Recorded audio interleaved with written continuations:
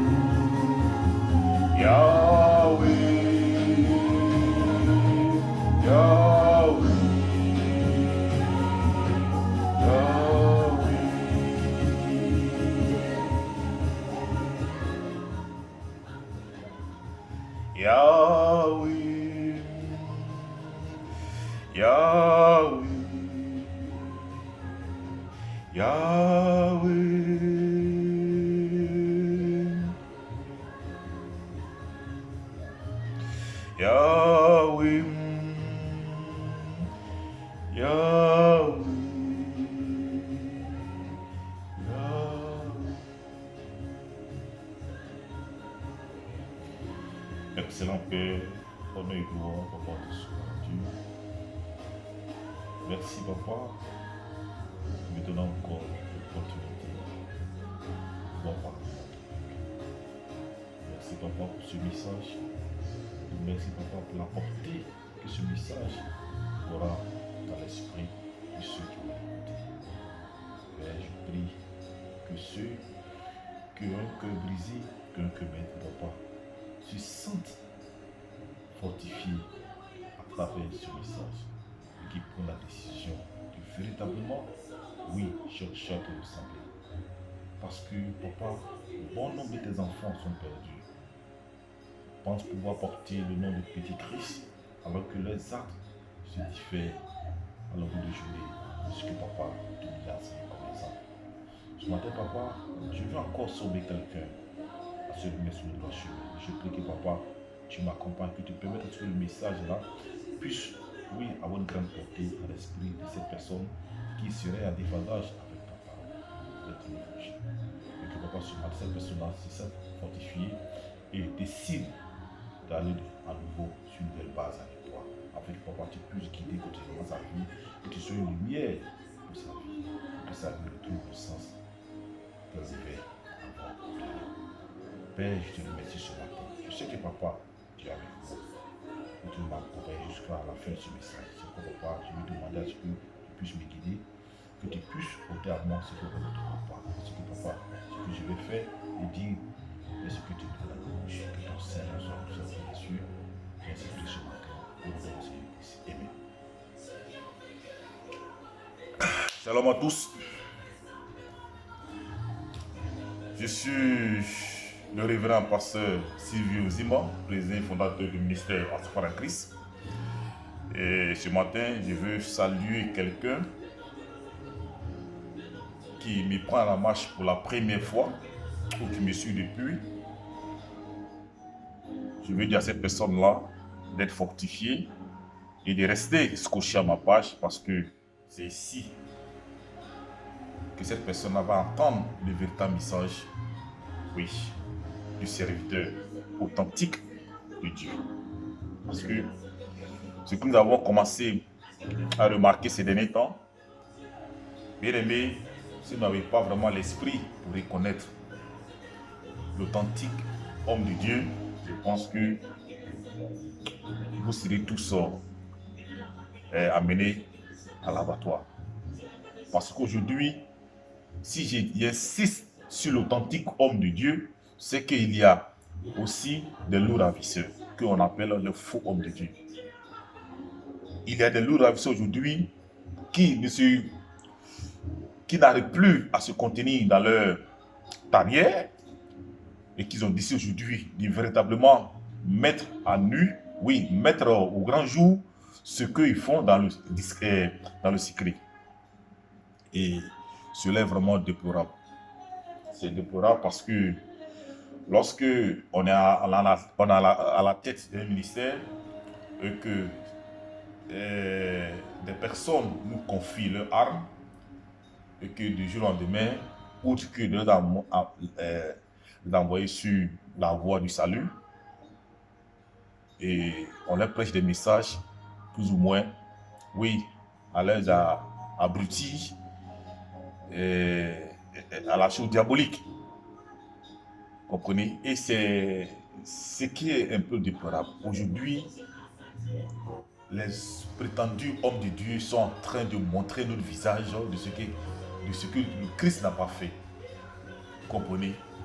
Et il faut vraiment être éclairé, oui, pour démasquer cette supercherie-là à laquelle ça donne ces loups ravisseurs-là. Et je prie vraiment ce matin que tout et chacun de nous aujourd'hui ait l'esprit pour reconnaître ces loups ravisseurs. Parce qu'aujourd'hui, ils sont à l'œuvre. Ils sont véritablement à l'œuvre. Oui, animés par l'esprit de maman, aujourd'hui, ces personnes-là veulent à tout prix, par tous les moyens, oui, éblouir le monde entier. Ils veulent à tous les moyens éblouir tous ceux qui leur donnent leur oreille, oui, afin d'avoir de l'audience auprès d'eux. Bien aimés, aujourd'hui, ils font tout pour eux, non plus pour le Christ. Comprenez? C'est malheureux de savoir que aujourd'hui, quelqu'un t'envoie en mission et puis aujourd'hui, tu préfères faire ce que toi-même tu passes par la tête ou que ce que la personne t'a demandé de faire. Et c'est vraiment malheureux.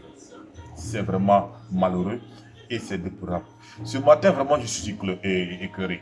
Je suis écœuré et je pense que je ne vais peut-être pas entrer dans mon message parce que je suis véritablement écœuré. Oui, de voir aujourd'hui ces hommes de Dieu qui sont à la tête des ministères, oui, qui commencent oui, à montrer autre visage de l'évangile aux fidèles. Et ces fidèles aussi, par ignorance, sont là en train d'applaudir et d'acclamer, alors qu'ils sont en train de les induire en erreur. J'ai toujours dit, si tu empruntes les choses avec le diable, tu vas finir toujours par payer. Tu vas finir toujours par payer. Certains, pour commencer le ministère, ont été obligés d'aller voir les faux hommes de Dieu, oui, les faux amis, les faux pères, oui, pour avoir les moyens, les ressources nécessaires pour pouvoir asseoir leur ministère. Aujourd'hui, oui, le ministère a pris forme. Il faut maintenant qu'il soit aux ordres de ce faux homme de Dieu là. Voilà pourquoi est-ce que tu les verras qu'au début, leur message était bon. Maintenant, ils commencent à prêcher du faux. Ils commencent à prêcher du faux. Vous comprenez?